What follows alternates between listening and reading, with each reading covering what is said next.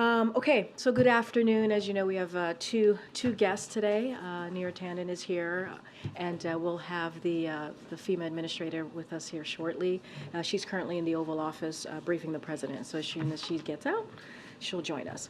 So a couple of things at the top, and then we'll get going. So in today's bilateral meeting, President Biden and President Chavez of Costa Rica will continue to deepen the strong relationship between our two countries. Costa Rica has been a regional leader. They are a strong democracy with a thriving economy and leading by example on migration management. Costa Rica is an endorsing country on the Los Angeles Declaration on Migration and Protection and has led the way in offering protections and legal pathways to vulnerable populations. During their meeting, President Biden and President Chavez will discuss how we can continue to expand and strengthen these legal pathways as an alternative to irregular migration. The two leaders will also discuss how they can continue to work together to strengthen economic ties and build inclusive and resilient economies by developing supply chains and creating good family-sustaining jobs for our people. We'll have a readout after the meeting, as we normally do, but one thing you'll see is an even closer partnership between the two countries coming out of today's bilat. Also today, the Biden-Harris administration is announcing a new package of security assistance for Ukraine to meet Ukraine's critical security and defense needs. It includes additional mine-clearing equipment, missiles for air defense, ammunition for artillery and HIMARS systems, and over 3 million rounds of small arms ammunition. This package will help Ukrainian forces on the battlefield and support its air defenses as Russia continues to launch brutal strikes against the people of Ukraine, including attacks this past week that have taken the lives of innocent Ukrainian civilians.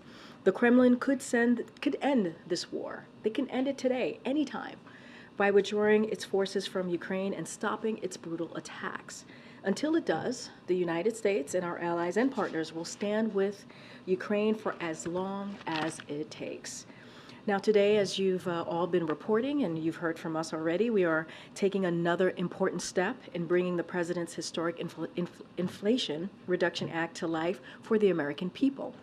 This morning, Medicare announced the first 10 drugs selected for price negotiation for the first time ever, which will reduce health care costs for American families and lower the deficit as well.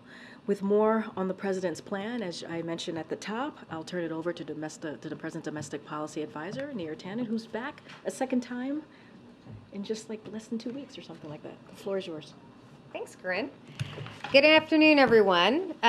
Millions of Americans struggle to afford prescription drugs. We understand that. Far too many Americans have to ration prescriptions, cutting a pill in half or taking a lower dose than they need because their drugs are simply too expensive. 1 in 5 seniors struggle to pay for prescription drugs. In fact, Americans pay 2 to 3 times more for prescription drugs than citizens in other developed countries. Meanwhile, pharma has spent hundreds of millions of dollars to stop Medicare from negotiating lower costs.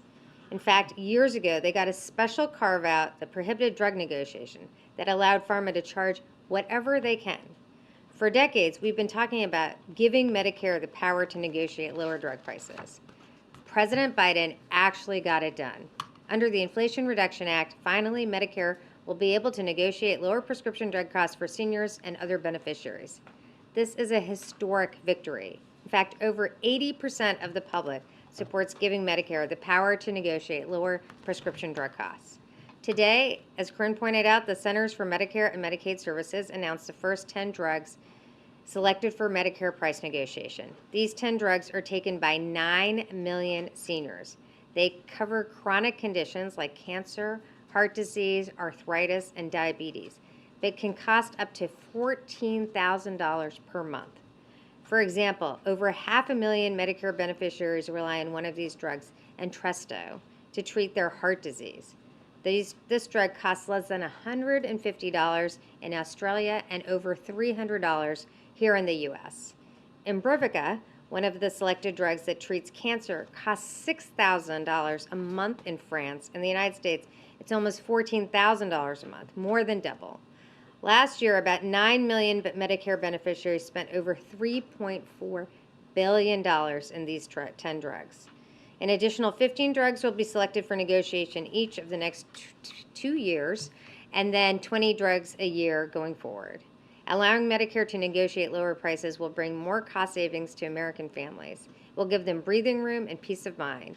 And it will make a real difference for millions of Americans. And with that, I'm happy to take your questions. This is obviously a major step forward in the Inflation Reduction Act.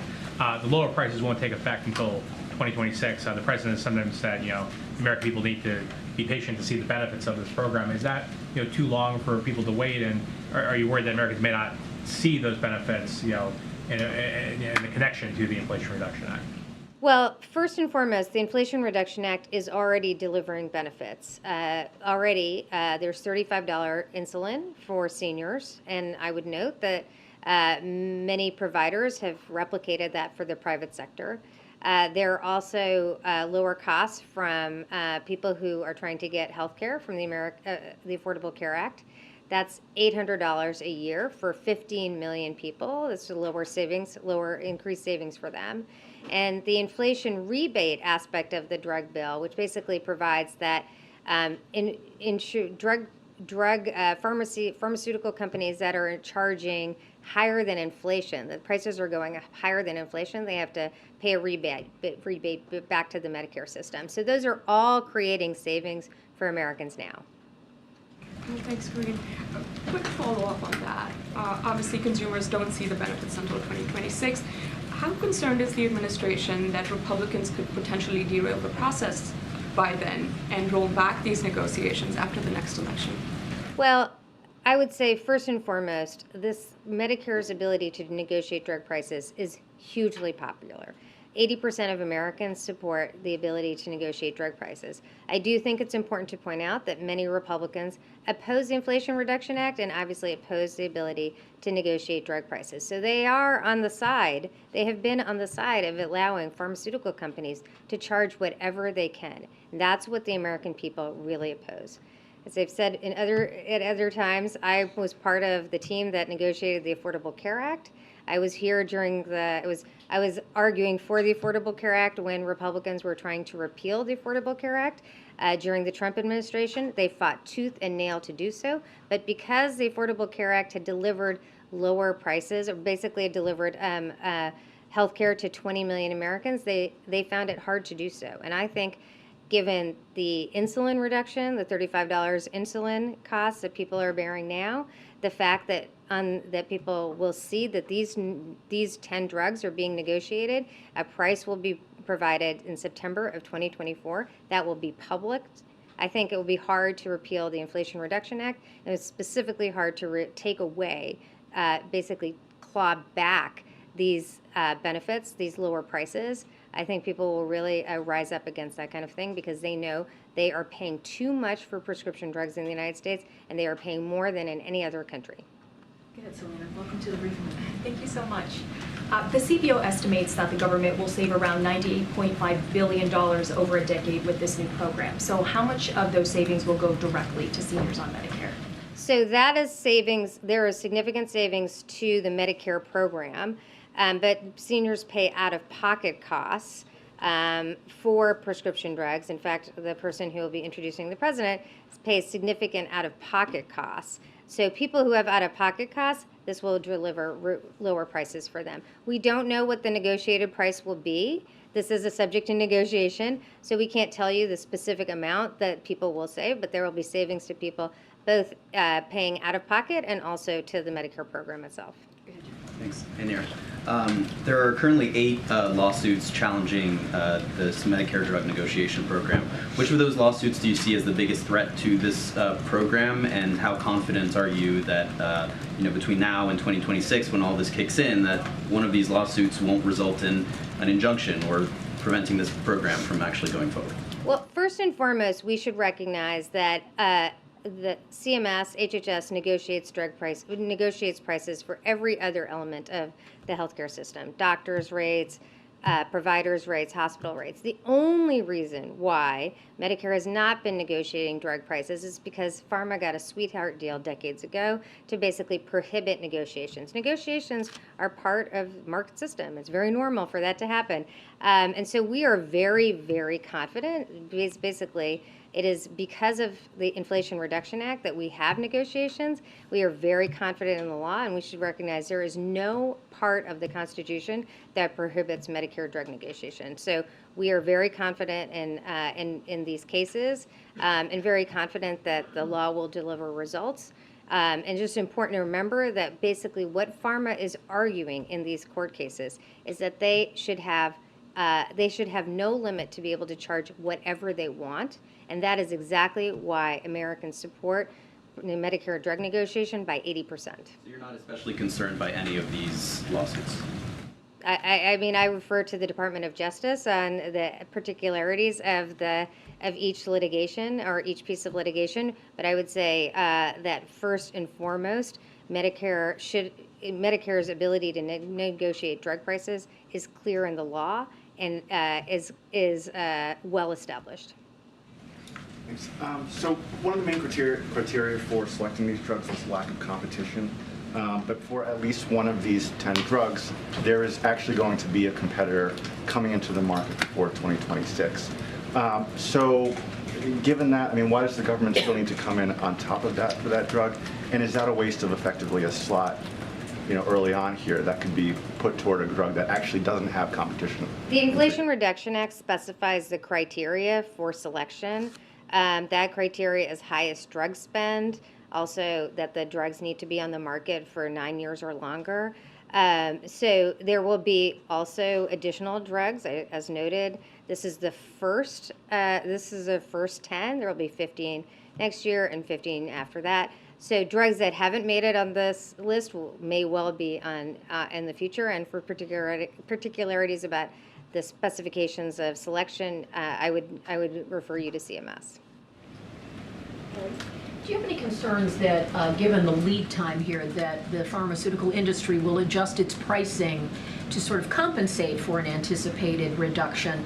You talked about faster than inflation in certain instances, but do you get a sense that broader price inflation will happen anticipating this? Well, the selection of the drugs are on current price, so that will be the source of the negotiation back and forth. If pharma looks at price negotiation and says we don't want to be on the list, so we're going to lower our prices, that's all to the better. That would be a way in which this law is actually having the important effect of lowering drug prices across the board. Let me just take you back to what Chris was asking about first, and that is, again, the delay as to why do we have to wait till 2026 to see these changes? Well, the Inflation Reduction Act specified that, but I understand the frustration that can be out there on this topic. It's been 30 years that people have been trying to get Medicare drug negotiation. I will say it is this president, President Joe Biden, that actually delivered it. There is a year-long process. We will have the drug prices out by September of 2024. It takes time to implement, but Americans today are seeing lower drug prices from the Inflation Reduction Act, from insulin, and in other arenas, and we look forward to the process being set by which we have lower and lower drug prices year to year. So let me ask you, since it was set by the law, for those who weren't paying attention when the law was being put together, was delaying it until 2026 a big sticking point for Republicans or others? Why didn't the White House push to have it happen sooner? Well, we are excited by the fact that we are beginning this process and that we will have these 10 drugs and then 15 drugs after that and then 15 drugs after that and 20 drugs year to year. So we think it is important that these drugs, that this negotiation will take place over this year and that in September of 2024 people will see this price. I will also note that when this price is public, other insurers can look at that price. It is in many arenas. Private insurance has looked at CMS and Medicare as a leader in how to determine prices. So it may well be that insurers use the price negotiated as prices that they use in their own insurance models to affect the private sector. Thank you so much. Trying again. I understand you don't want to comment what specific prices you're trying to achieve, but can you give us a sense of what the broader objective is here? You said like seniors paid more than $3 billion out of pocket for these drugs. So in terms of bringing it down, like minus 10%, 25%, you know, half less? Well, I'll say a few things. First of all, the VA negotiates drug prices. It has always had the power to negotiate drug prices. It sets its drug prices are 50% what American consumers pay. But this is all subject to a negotiation. So we do not and cannot determine the price that Americans will see, because this is a true negotiation, and that will be subject for this year-long conversation between CMS and pharmaceutical companies that put out these specific drugs. But we do expect that negotiations will drive prices significantly lower, as they have done for VA and DoD. And just as a reminder, VA and DoD have been negotiating drug prices for decades, and pharmaceutical companies have not successfully sued them. In fact, they all stay on the formulary. All right, thank you so much. Thank you. Thank you so much. Thank you so much for coming Okay, back great. again. Great. It was so much fun the first time. I know. I had to do Thank it again. you. Thank you. Thank you so much. Okay. Very quickly, you all, as you know, going to hear from the FEMA administrator, who's here with us to my right here. And as you all know, at the President's direction, FEMA has been leading a whole of government effort to prepare and respond to Hurricane Idalia. Yesterday, the President approved an emergency declaration, and since then, hundreds of FEMA personnel have pre-deployed ahead of Idalia making landfall in Florida. And with that, I know that you're coming from the Oval Office. Thank you very much, Karine, and good afternoon, everybody. I know it hasn't been very long since I have been up here briefing all of you, but I think that this really is indicative of the pace of the major disasters that we are seeing across the nation. And the reality is, we are just now approaching peak hurricane season. In addition to responding to the current storms, as well as other incidents, we have to remain focused on making sure that we are also preparing people across the nation for these types of extreme weather events. I did just come from the Oval Office, where I briefed the President on the trajectory of Hurricane Idalia and what the impacts are projected to be. And I want to just give a quick update on the preparations that we are making in preparation for the response in Florida, as well as other states that are in the path of Hurricane Idalia. Yesterday, I had an opportunity to speak with Governor DeSantis. I also had an opportunity to connect with South Carolina Governor McMaster and Georgia Governor Kemp to help understand what their concerns were and to identify any unmet needs that they may foresee. And will remain in close contact with all of them in the hours and the days to come as Hurricane Idalia makes landfall and moves across these states. As the President said to Governor DeSantis in his own conversations yesterday, FEMA and the entire federal family are activated to support the people of Florida. The President also quickly approved an emergency declaration in advance of the storm in Florida, turning on the many tools that are available at my disposal to provide the governor any support or resources he may need in advance of landfall and then after. This allows me to pre-stage people, equipment, and resources in Florida, Georgia, and the Carolinas, and I have done just that. We have pre-positioned different types of resources across all 3 states to include several incident management assistance teams, our urban search and rescue teams, our disaster survivor assistance teams, and they are all ready to pivot to the most impacted areas immediately after the storm passes.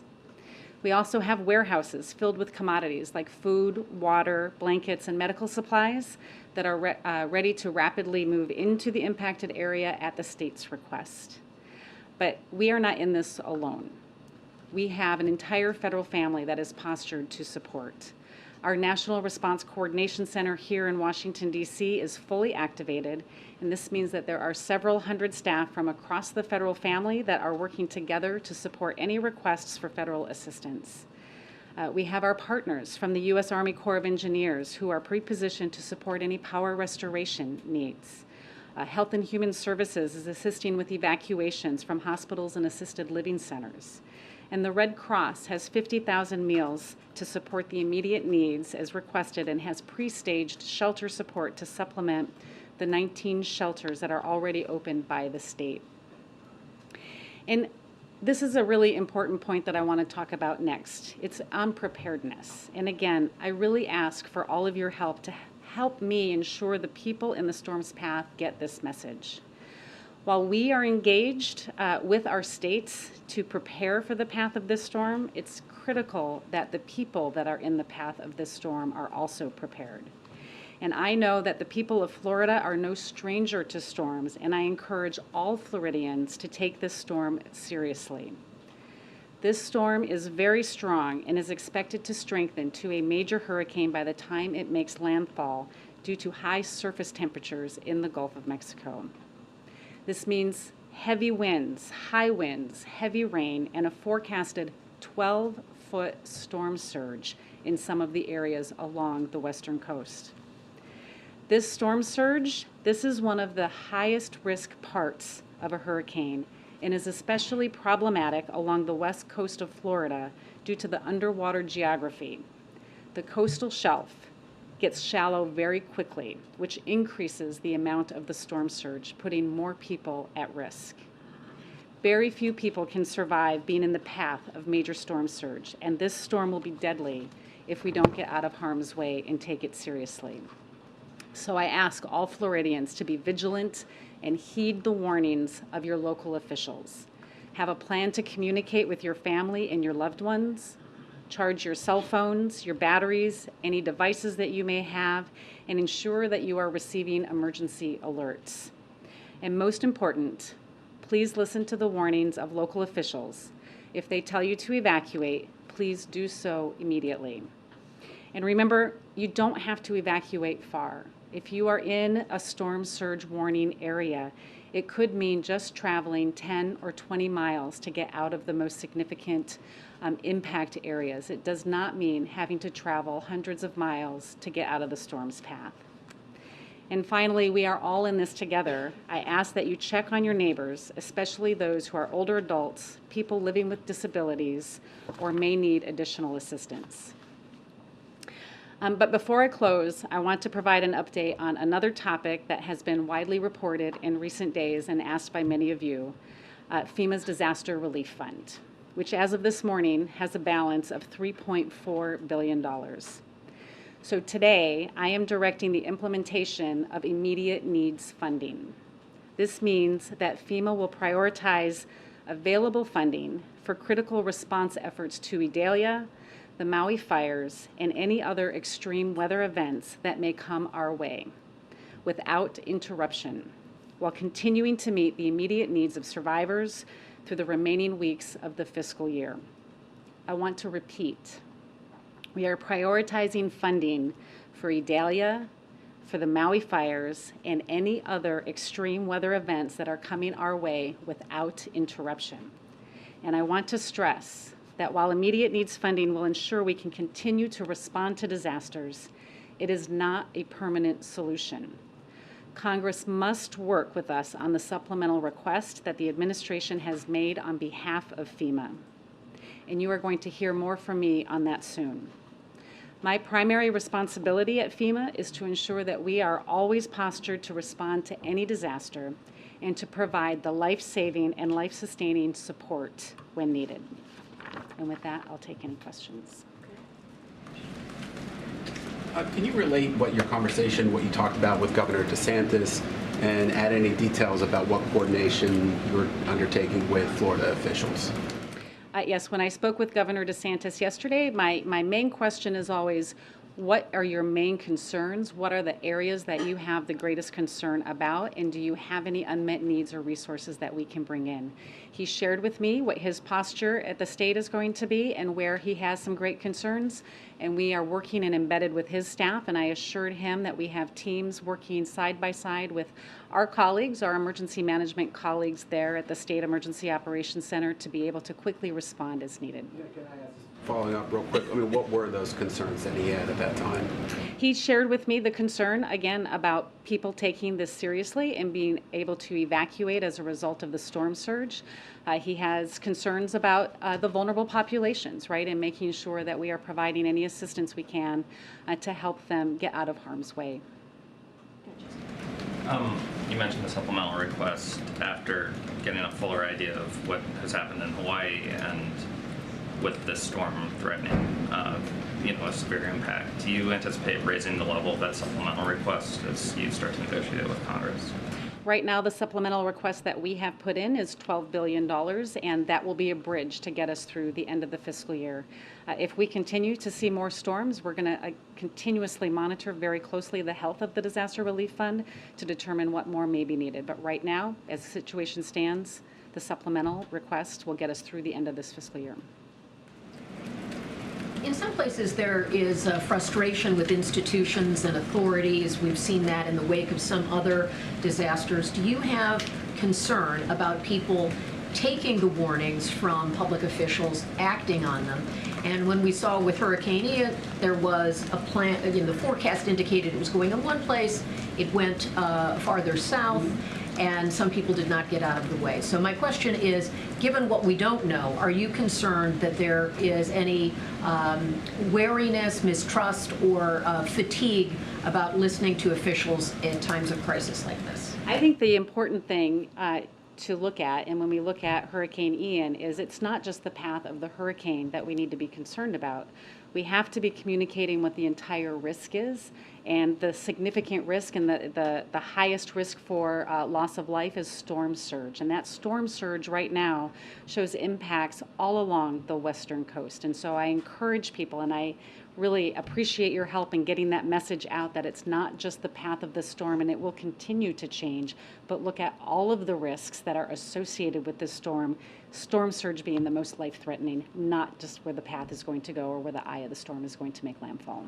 And in terms of the credibility of authorities, do you sense that there is any erosion of that at a time when you're trying to get that message out? I don't have any indications that there are. I think that what we are seeing right now in Florida is people are heeding their advice of local officials and people are moving out of harm's way. Thank you. I want to go back to Hurricane Ian. When Hurricane Ian hit, you had many communities of color. You also had poor communities complaining that they were not prioritized during this time, and so they didn't get necessary the relief that they wanted, and they felt like they were kind of put on the back burner. Many of these areas are in places that are more physically vulnerable. What is your message to those who have that concern that there may be a repeat in their community? Yeah, so during Hurricane Ian, we had a large amount of people that were impacted by that storm, and we had teams of personnel that went out into communities across the state. And as we heard of stories of maybe pockets of people that we had missed, we immediately sent our teams out into those areas to ensure that they were getting registered for assistance, and we were bringing all of the resources that are available. And so what I would say is, if you hear about groups of individuals in parts of the state that after the storm passes are in of need and they aren't getting that, let me know. I will send my teams out to those areas to make sure that they're getting all of the assistance that they're eligible for and that they need. John. Thanks a lot. FEMA, of course, has been dealing with the aftermath of the wildfires in Maui, and now you're preparing for a very powerful hurricane hitting Florida's southwest coast. To what extent is FEMA overextended or stretched too thin in dealing with these two natural disasters? We are certainly postured and have the staff that are available to support multiple large events at the same time. We do have several open recovery disasters that we can pull some personnel from if we needed to extend or increase the amount of personnel we have. We also have a very layered approach, right? We can also reach out into all members of the Department of Homeland Security through what we call the surge capacity force for individuals that have volunteered to support during a disaster. And so I'm confident right now that with these two storms that we're currently dealing with in Maui and this one, or even another one to come, that we have enough personnel to go in and support these immediate life-saving efforts. Last question, Alex.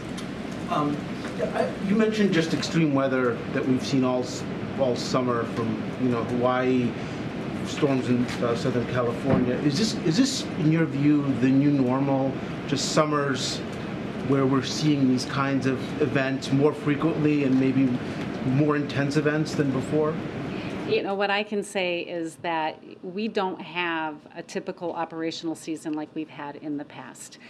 We would normally prepare our staff to be on extra alert during the peak of hurricane season, which is where we find ourselves right now, but our operational tempo has been year-round. We started with atmospheric rivers in California in January, extreme tornadoes in the spring, to the wildfires, and now we are in peak hurricane season.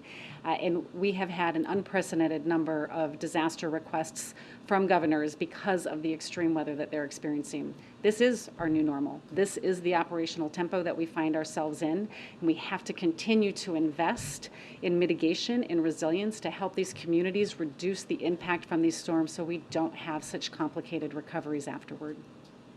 Thank you so much. Good luck. Thank you. Okay, we have about 10 minutes before we have to move for the president's event. Chris, you want to? Reverend Sharpton said he wanted to hold a summit on hate and hate crimes in Jacksonville, and he was going to invite the president and vice president to attend. What was the response to that, the RSVP? So I believe the date for the summit is still being determined. As you know, and you've heard this from the president over the past couple of years, talking about the fact that we are in the battle for the soul of our nation. Matter of fact, that's one of the reasons he decided to run back in 2019. So we'll continue to work with the civil rights leaders, including Reverend Sharpton, to combat the hate. As you know, he convened the civil rights leaders yesterday to thank them for the work that they have been doing and how critical it is right now for us to continue to fight for this battle. And one more quick thing, Kim Jong-un called the leaders in the United States, South Korea, and Japan gang bosses, and has said his military will be prepared for action during the exercises that are underway. Any response to those comments? So this is the first time I've heard those comments. Obviously, we have said many times, the lines of communication with the DPRK remains open. That is something that we are certainly open and willing to have.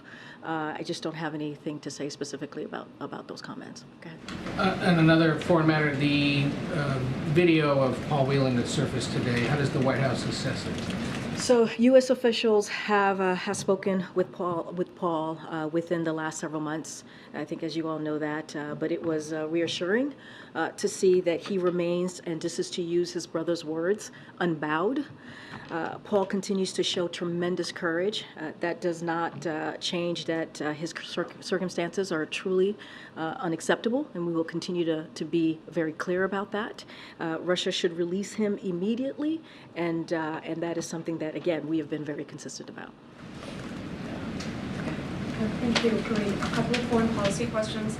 The Kremlin, as you're aware, earlier today said Putin will not attend Prigozhin's funeral, and we're just wondering if there is an update on whether the U.S. thinks Putin is behind the Prigozhin plane crash. So I can't speak to the President Putin attending or not. That's certainly for him to speak to. I'm not going to speak about that from here, but I don't have any new assessment for you. But it seems pretty evident what happened here. That as the president said this recently, I believe as early as last week, that, and I quote, "There's not much that happens in Russia that Putin is not behind." And if this is what it seems to be, this what is certainly was not just predictable, but it was predictable or predicted, if I should say. We all know that the Kremlin has a long history of killing its opponents. That is the history of the Kremlin. And if we take a step back, if you look back for a second, all of this happened because of dysfunction inside Russia. A Russian warlord himself, a cold-blooded killer, a cold-blooded murderer, became so frustrated by the way that the Russian government was waging its unprovoked war against Ukraine that he criticized Russia's failing policies. You heard that directly from him. And so he called out the war's needlessness and marched on Moscow before reaching a deal with Mr. Putin. He made that we saw that, you all covered it for multiple hours. And so now 2 months later, after he struck that deal, he's been killed. So, it's very clear. It's pretty evident what happened here. Don't have anything else to say. We have an assessment from the administration. I just said it's very clear what happened here. There's new assessment. It is very clear. It is very clear. I just laid it out. I don't have any new assessment for you on this. And one on China. Secretary Raimondo's comments earlier today that U.S. companies have complained to her that China has become, quote, uninvestable. Is that increasingly how this administration is thinking about China when it comes to U.S. companies investing there, or was that really sort of an off-the-cuff, undiplomatic remark? I'm not going to go beyond what the secretary said. She's there. She's the Secretary of Commerce. Obviously, she works with businesses across the country on a regular basis. I'm just not going to go beyond what she stated. Just to follow up on that, on your last answer, understand the context is clear there, but is the administration concluding that Putin was behind the death of Prigozhin? It is very clear. I literally just laid out what the Kremlin. I just literally laid out what the Kremlin history has been. I don't have any new assessment. I'm just going to leave it to the words that I just gave you. Okay, so the administration has no conclusion at this point. I just laid out what the history of the Kremlin, what Mr. Putin tends to do. I just laid that out. So it's very clear what happened here. Thanks, Karine. Going back to Paul Whelan, does the U.S. have any idea when that video was filmed? I've seen that it was filmed in May, but do you think that it was actually filmed in May, or is it older? So I don't have any additional comments to the video. Like I said, I clearly quoted his brother and how he said he seemed unbowed and how courageous Paul has been, especially over the last several months, and how we have been in touch with him. I just don't have anything to say specifically to the video. Tomorrow the president's going to get the briefing on the Maui wildfires. Will that also turn into a briefing on hurricane latest? So just a couple of things on. Well, so as you just stated, the president tomorrow is going to convene his cabinet and agency officials who are involved in the administration's whole of government response that we have seen in the recovery efforts on Maui, in Hawaii. And so he called this meeting, obviously, to get his administration's ongoing efforts on the ground and to work underway to support the people of Maui. Clearly, he'll also get an update on the current hurricane that we all are keeping an eye on, Hurricane Idalia. And so that'll be part of the conversation, obviously, tomorrow as well. Thanks, Karine. The president yesterday told me that he believed that the families of 2 out of the 3 victims of the Jacksonville shooting might be open to receiving a call from him. Has he reached out yet? Has he spoken with them yet? So I don't have any calls to lay out for you at this time or to share. And then Congressman Scalise announced today that he's been diagnosed with a form of cancer. Do you guys have any reaction to that, and does the president plan to reach out to him? Well, obviously, that's devastating news. Our hearts and prayers go out to the congressman and his family. Clearly, he's gone through a lot over the past couple of years. I don't have a call to lay out or to announce at this time, but that is very sad news, and clearly we are hoping for a speedy recovery for him. Any updates on if the president's traveling to Jacksonville to meet with families victims? No travel to announcements. And then on the drug prices announcement, how is the president planning to message this? Do we expect travel in the next couple weeks talking about this specifically? How is he planning to take this message to voters? Well, you're going to hear from the president in 20 minutes to talk specifically about this new announcement on the first 10 drugs. Look, this is an important announcement when we're talking about Medicare being able to negotiate. We're laying out these 10 drugs. This is something, as Neera was saying when she was here moments ago, that folks have been trying to do for 33 years, for decades. And this is a president that's been able to do that via, obviously, a provision through the Inflation Reduction Act, which I may add was only voted by Democrats. This is something that we wanted to make sure that we were able to do. Lower costs, lower health care costs for Americans across the country. So it is an important day, important beginning, if you will, of how we're going to move forward with the Inflation Reduction Act as it relates to the Medicare being able to negotiate. So you're going to hear from the president. Obviously, the president travels across the country pretty regularly to talk about how he's investing in America, how he's lowering costs for Americans. That is one of the, as he speaks about Bidenomics, lowering costs for Americans is clearly one of his top priorities. So you'll continue to hear from the president about this particular issue and other ways that Bidenomics is working for American families and the economy as well. Yeah, Justin. Thanks, Karine. President Putin said that he was going to go to China in October, I believe. Obviously, one of his first trips recently. Do you guys have any reaction, and is there any concern that this might, in some ways, suggest that China and Russia are growing closer or growing closer on Ukraine specifically? So look, I'm not going to get ahead of potential travel that another country is going to do with another country. So I'm not going to get ahead of that. We've been very clear about Ukraine. Our allies have been, our partners. The president has been able to bring together more than 50 countries to help Ukraine as they fight as we've seen, in a very brave way for their freedom, for their democracy, and that's something that the president's going to continue to do, as I mentioned at the top, as long as it takes. I'm just not going to get ahead of a potential meeting that Putin and President Xi may have. And then just schedule-wise, I think you were asked about Philadelphia yesterday. I was wondering if you have an update on that or on Labor Day, if it was in Rehoboth or somewhere else. Yeah, so don't have any update on Philadelphia or Labor Day, but certainly we will share any of the potential travel that the president may have. Go ahead. Thank you. I have a question about Guatemala, but first on the meeting this afternoon with President Chavez of Costa Rica, he has expressed the interest of joining the North American Trade Pact between the United States, Mexico, and Canada, the USMCA. I was curious to know if that's something that the United States would support. So I'm not going to get ahead of the discussion that they might have today, so I want to be really careful, as that's going to happen later today. We're going to have a readout after the meeting concludes. I will say this, that President Biden values Costa Rica's close collaboration on building out of America's partnership for economic prosperity. So the two leaders certainly are going to discuss how they can continue to work together to strengthen our economic ties and inclusive and resilient economies, which includes developing a resilient regional semiconductor supply chain. So obviously that will be part of the conversation. I'm just not going to get into any specifics on your question about USMCA. Again, we'll have a readout once the conversation concludes or the dialogue concludes.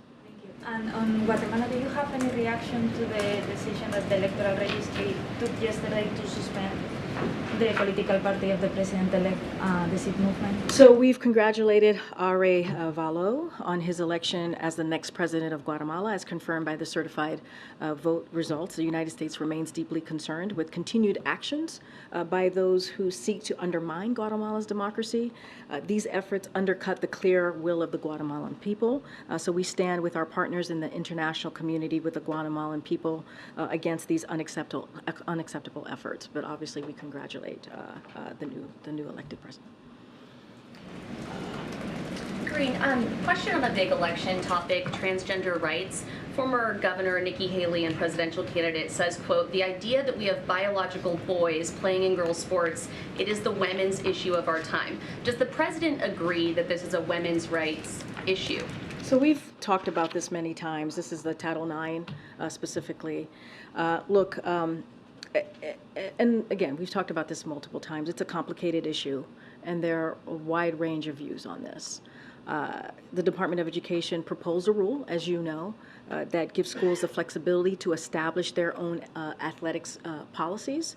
And so while establishing guardrails, right, to prevent discrimination against transgender kids. And that is something that is incredibly important, that the president wants to make sure that we also do that as well. So I'm just not going to get ahead of that. As I said, there's a proposed rule Title IX, on Title IX that the Department of Education has laid out. So I'm just not going to get ahead of that as it relates to the Department of Education. Daughters, does he care that girls are allowed to compete in sports without fear of injury? Does he think it's fair for girls to have to compete against biological males? I just answered the question. It is a complicated issue.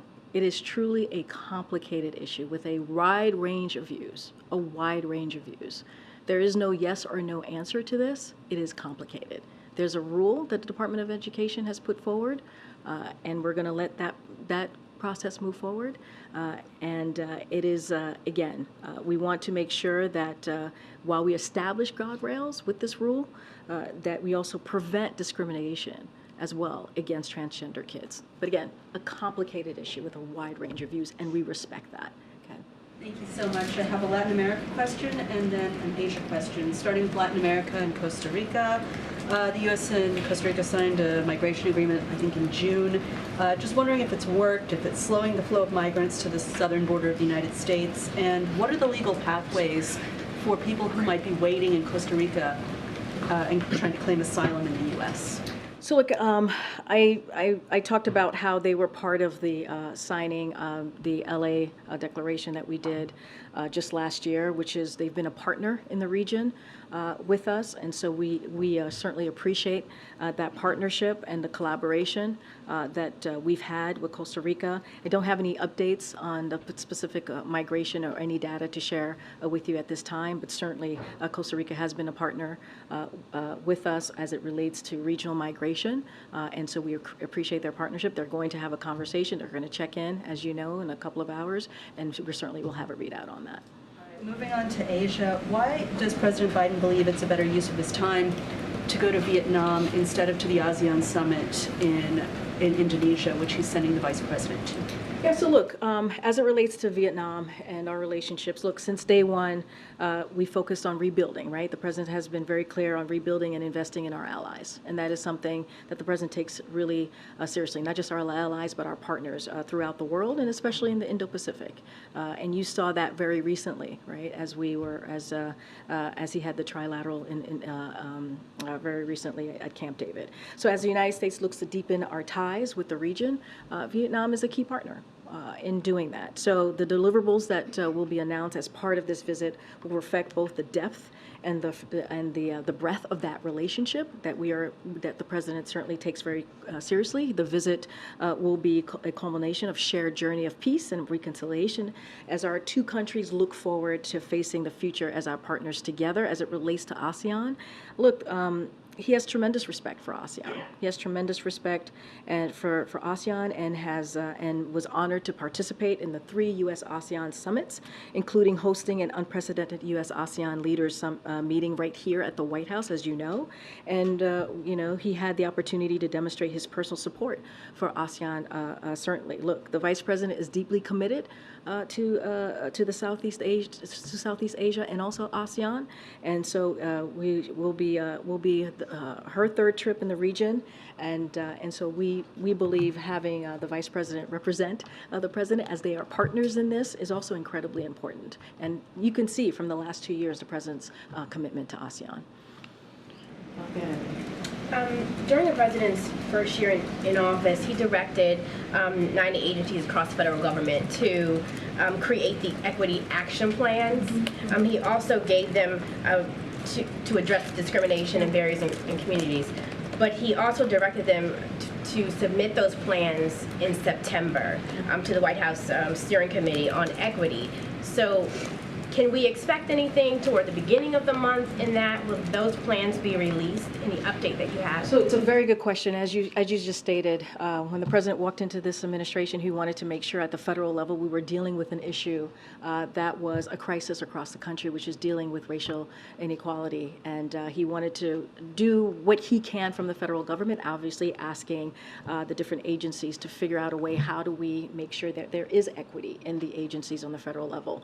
You're right. We're supposed to they're supposed to be reporting back. I don't have any information for you at this time. Certainly, I will touch base with the team and see if there's anything that we can share with all of you.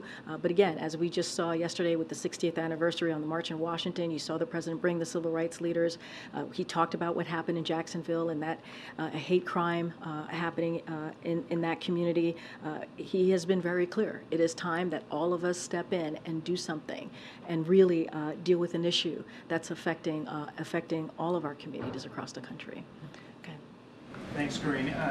President, while he was in Lake Tahoe, said that he was not interested in dividing the FEMA supplemental assistance from the Ukraine supplemental assistance and the foreign aid piece of the puzzle.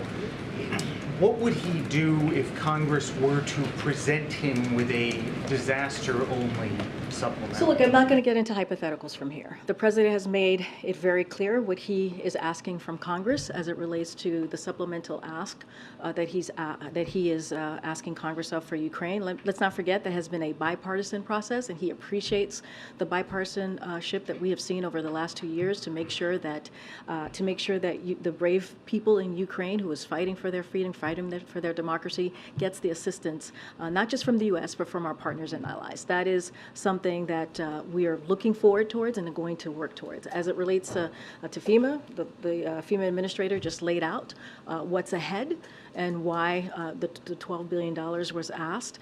Clearly, we are in a different period, right? As we look at climate change, as we look at extreme weather, as we look at what we've been dealing with, now we're stepping into hurricane season. All of these things are incredibly important. I'm just not going to get into hypotheticals of what the Congress might present, will present. Our administration, including the OMB director as well as the Leg Affairs Office, has been in constant communication with congressional members. We're going to continue to have those conversations. Again, this is what we have asked for is incredibly important, and so we're going to continue to have those conversations. Yes, Karine. The White House announced, or you announced yesterday, that the president will mark 9/11 in Alaska on the way back from Vietnam. Can you explain the decision, and does this reflect any kind of a new phase in how we want to memorialize that? And did you look at potentially going to Vietnam on the way there instead of the way back? So look, we'll have more on 9/11 in Alaska, as you just mentioned. I laid out and announced that. Look, the president wanted to make sure that he, as the president, did something to commemorate 9/11, and that's what you're seeing. That's what you're seeing the president do. We'll certainly have more details to share. I just don't have anything more outside of that. Yeah. Oh. Thank you, Karine. How is it possible that an ISIS sympathizer is sneaking people into this country? So just so that folks, I'm assuming you're speaking to the CNN story, right? Okay, so I just want to make sure that folks who are watching understand the question. So I just want to be really clear here. So the intelligence alerted us to a human smuggling network. We moved fast and successfully to disrupt it. So just want to be very clear that. And we are being. You disrupted it. Are you saying that you know where all of the people this ISIS sympathizer snuck into the country are? If I can answer the question, I'm sure I'll touch on everything that you want to ask me. So again, intelligence alerted us of this human smuggling network. We believe and we move fastly and we successfully disrupted it. So let's be very clear about that. And we are grateful. We are very grateful to the law enforcement for their quick work and their vigilance on this. Now, to your other part of the question, smugglers have been detained overseas, including one linked to the foreign terrorist organization. No sign, there's no sign that anyone moved by the smuggling network has terrorism connections, so I want to be clear there as well.